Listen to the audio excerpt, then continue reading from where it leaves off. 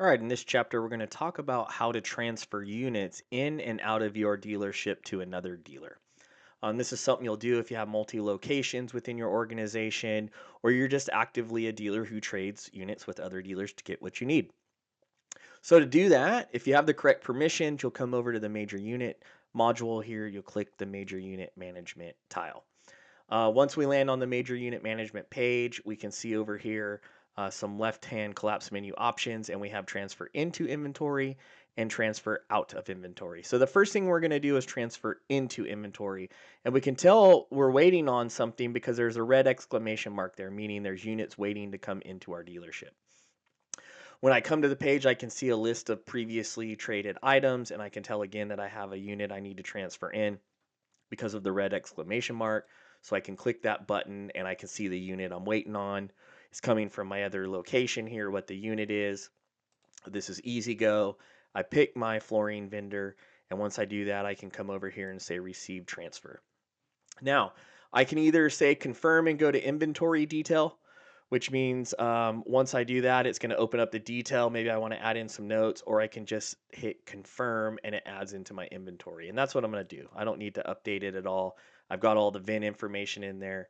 And as we can see, I no longer have any units that are waiting on transfer for me, right? My red exclamation mark went away, and I can see here in my list the status, the type of vehicle it was, who it was, etc. Now, to transfer units out of inventory, I will click the transfer out of inventory option in the collapse menu. I can come over, I can hit new. I can pick a dealership. If it's within my organization, I can click this icon here.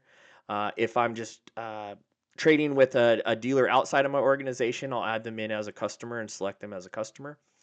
Either way, what I'm going to do is I'm going to go ahead and transfer the unit. In this case, let's use the multi-location. I'll find my location I want to transfer it to. I select it. I want to put in a transfer request number, transfer date. Now, I'm not going to put in an acceptance number and acceptance date yet to show you something you want to make sure you don't miss or that you don't get stuck on. I could put in a transfer note. Maybe I want to put who I did the trade with, Josh, or some other information. I'm going to charge Josh $100 because we're going to drive it down to him. They don't have a way to get it. They can't wait to put it on a truck. They offered me $100 to bring it to them.